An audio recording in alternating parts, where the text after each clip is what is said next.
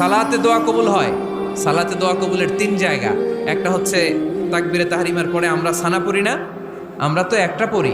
আল্লাহর হাবিব সুন্নাহ এবং নফল নামাজে আরো পড়তেন সানা, ওই দোয়া কবুল হয়। 2 নম্বর জায়গা সালাতে সেজদায় পড়ে দোয়া করলে কবুল হয়।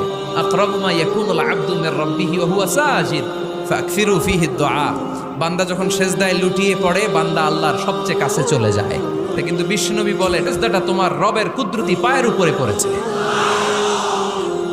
সেজদায় পড়ে দোয়া করেন।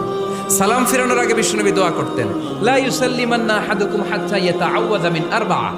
আল্লাহর হাবিব বললেন, 4 জিনিস থেকে পানাহ না আছে আমার কোন উম্মত যেন সালাম না ফিরায়। তারা যেন পড়ে, আল্লাহুম্মা ইন্নী আউযু বিকা মিন আযাবিল কবর, আউযু বিকা মিন আযাবি জাহান্নাম, আউযু বিকা মিন ফিতনাতিল মাহইয়া ওয়াল মামাত, আউযু বিকা মিন ফিতনাতিল মাসিহিদ দাজ্জাল।